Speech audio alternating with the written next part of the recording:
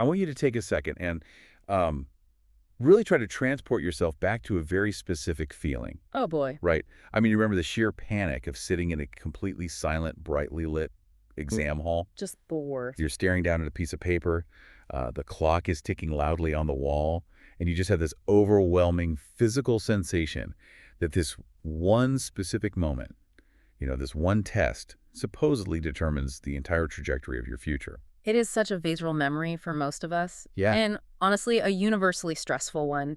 That pressure cooker environment is, well, it's the defining feature of how the vast majority of people listening experience the education system. Which brings us to the core mission of this deep dive today. hmm What if that shared experience, that whole rite of passage, is actually built on a fundamentally flawed premise? Right. We are looking at a stack of sources today to ask a pretty radical question. Is the traditional high-stakes, exam-centered education system finally obsolete? And if it is, what comes next? Exactly. We want to figure out what a modernized, skill-focused assessment system actually looks like in the real world and, more importantly, how it even functions. And the documents we have to explore this today are incredibly diverse. They really are. We are looking at recent policy frameworks detailing Sri Lanka's highly ambitious 2025 education overhaul. Which is massive. Massive. And we also have insights from shifting assessment paradigms in places like Singapore and Australia. Right. To back up the policy with actual data, we're bringing in a robust study from the Journal of Educational Teaching and Trends, specifically on alternative assessment methods. Loves some good data. Always.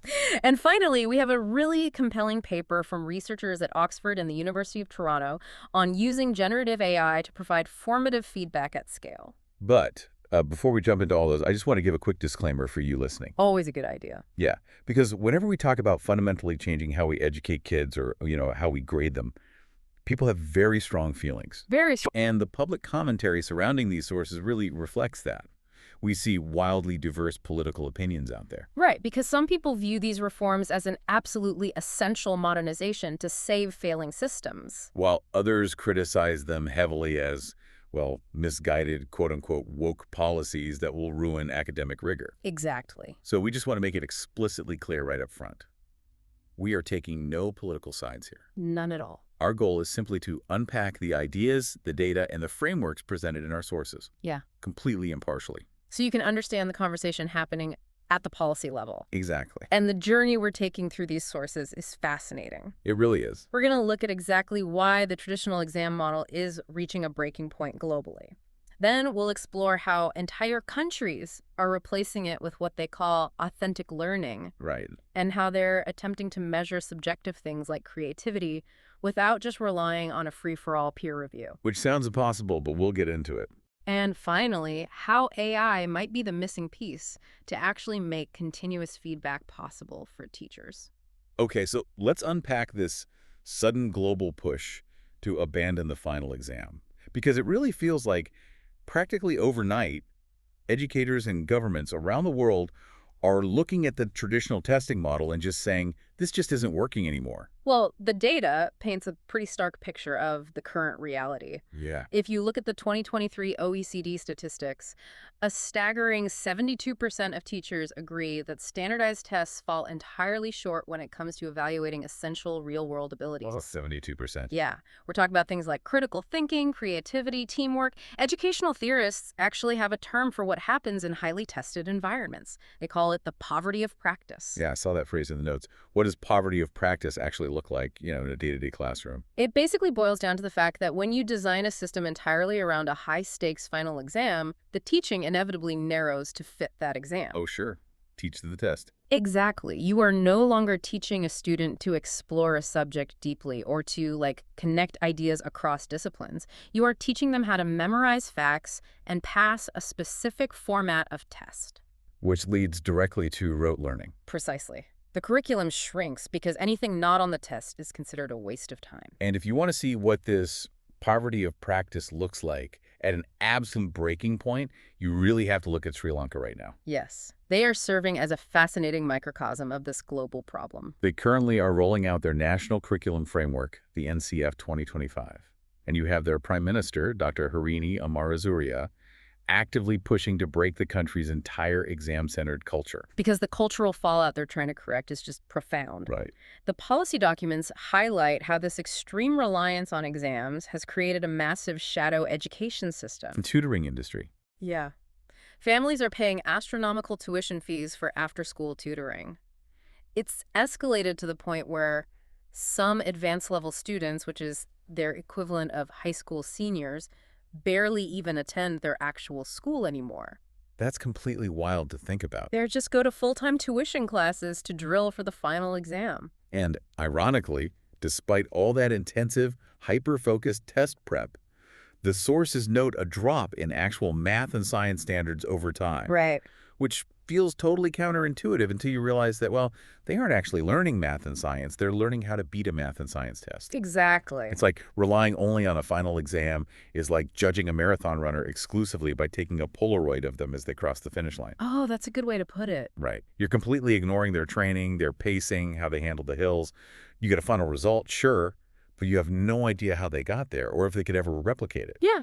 That Polaroid analogy captures the limitation perfectly. It gives you a static data point without any of the context required to actually understand the runner's capability. But I have to push back here because this is where the friction always starts with education reform. Sure. Exams, flawed as they are, offer a standardized metric.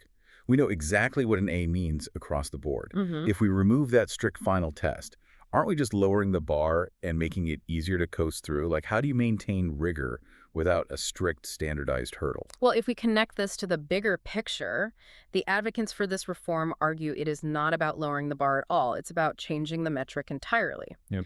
The goal, and this is explicitly detailed in Sri Lanka's collaboration with U.S. Fulbright specialist Dr. Priyanvada Abeywickrama, is to value academic and vocational pathways equally. Meaning? Well, when an education system only rewards one very narrow type of test-taking intelligence, you end up with a large segment of the population that feels and is categorized as unskilled. Even though they might be highly skilled mechanically or creatively or collaboratively. Precisely.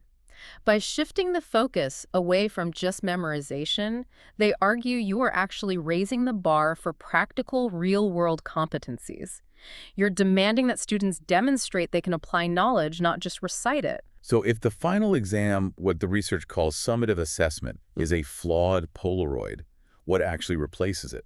Because you can't just have no assessment at all. No, of course not. You replace it with something that feels more like a continuous video feed. It's called formative assessment. Right. Singapore is a perfect testing ground for this right now. They have historically been known for a highly rigorous, incredibly test-heavy culture. Definitely. But they recently made a bold move to remove mid-year exams in transitional years. The education minister there stated, this is to withdraw from an overemphasis on benchmarking and to focus on the true spirit of learning. This highlights a really critical distinction we need to make for our listeners, which is assessment of learning versus assessment for learning. Exactly. Assessment of learning is your traditional summative exam. It judges you with a final grade at the very end of the process when it's just too late to change anything. You just get a letter and that's it. Right. But assessment for learning, or AFL, happens during the process. It's immediate, ongoing feedback used to actually improve your performance right then and there. It takes the assessment and turns it into a learning tool itself. Okay, I have to jump in here because the Oxford and Toronto AI researchers used a metaphor for this that just completely clicked for me. Oh, the road trip one. Yes. How does assessment for learning actually work in practice? They compare it to a road trip using a GPS. It's a brilliant way to conceptualize the mechanics of it. So picture this. Step A, you sit in the car and set your destination in the GPS. In a classroom, that's setting a clear, student-friendly learning goal. Right. Step B, you start driving, and the GPS satellite pings your car.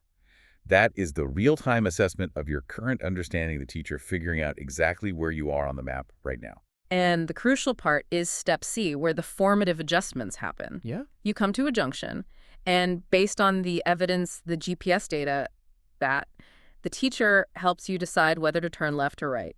It's an incremental decision based on immediate feedback. And if you make a wrong turn, that's step D. The system issues dynamic, recalculating feedback. Recalculating. Right. A traditional exam would just say, F, you failed driving, park the car. But the GPS says, okay, you missed the turn, take the next U-turn to get back on track. Ultimately leading to steps E and F, which are about you, the driver, monitoring your own fuel, maintaining your engine, and reflecting on the journey once you arrive. You are learning to navigate independently. So the obvious question is, how does an entire national education system build that GPS? Well, Sri Lanka is attempting to do exactly that by moving to a modular All system. right. Starting in 2026 for grades 1 and 6, they are rolling out a module-based school credit system. It will require 36 credits, which translates to 360 hours a term. And they are completely restructuring their ordinary level exams by 2029, taking the mandatory tested subjects down to just 7 essential ones. What does a module actually mean for a student, practically speaking? Like, how does it differ from a normal class? A traditional class builds up to one massive test at the end of the year. A modular system breaks that year into self-contained units. Oh, I see. So you might spend 4 weeks deep diving into a specific topic, do a project to prove you understand it, earn the credit for that module, and move on. It removes the end-of-year cliffhanger and replaces it with continuous milestones. And the sources mentioned the rest of the time is filled with what they call authentic learning, Yes. which relies heavily on project-based, problem-based, and activity-based learning. Mm-hmm. They are placing a huge emphasis on ICT, information and communication technology, and aesthetics to foster things like creativity. Oh, exactly. But I have to bring us back to the practical reality of a classroom. If learning becomes project-based and module-driven, how do you actually score a project on something as abstract as creativity or collaboration? That's the million-dollar question. Doesn't this just inevitably turn into a subjective mess where kids just review each other's work and everyone gets an A for effort? That exact question is the friction point for almost all educational reforms. How do we measure the unmeasurable? Right. The shift in thinking here is that global institutions are proving these skills absolutely are measurable. We just haven't been doing it. How do you measure creativity without bias? Let's look at the Program for International Student Assessment, or PISA. They are essentially the gold standard for global educational benchmarking. Okay. This year, they're running their first ever test of creative thinking, giving it the exact same status as math and reading. Wait, really? How does that work? They don't test it by asking for a single correct answer. They give students open-ended problems and evaluate them based on the diversity of solutions they can generate and the originality of how they combine ideas. They use incredibly detailed rubrics to score divergent thinking. So they are turning creativity into a hard, measurable metric. Exactly. Australia is already rolling this out practically with their critical and creative thinking curriculum. England is pushing forward with their rethinking assessment movement, too. Awesome. And we also have hard, peer-reviewed data from the Journal of Educational Teaching and Trends on how effective this is.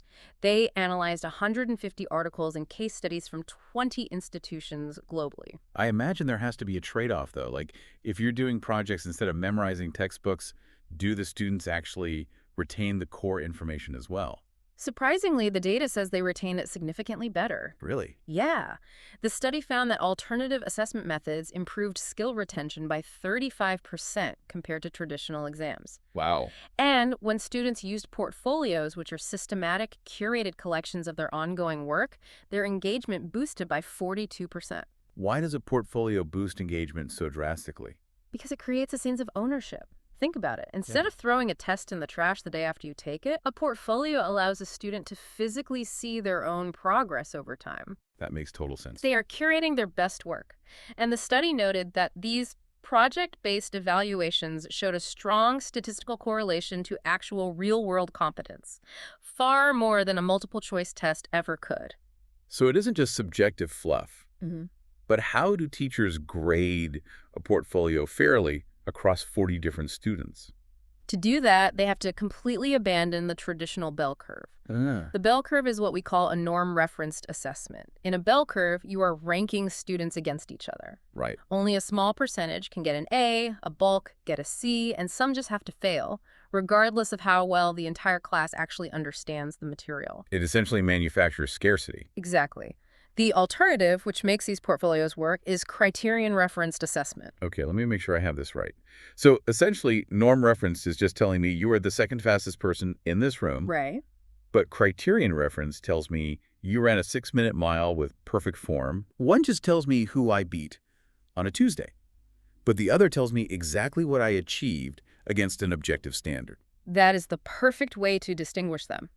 With criterion-referenced assessments, every student's work is evaluated against a uniform set of clear criteria, the rubric. The rubric. The rubric explicitly describes the expected attributes of the work. So if every single student in the class meets the criteria, every single student gets top marks. Which completely changes the classroom dynamic from competition to collaboration. Exactly. Okay, I love the theory. I really do. But let's look at the logistical nightmare of actually implementing this. Ah, yes, the real world. Right, because continuous formative assessment, that GPS recalculation feedback complete with detailed rubrics and personalized portfolios for a classroom of 30 or 40 kids.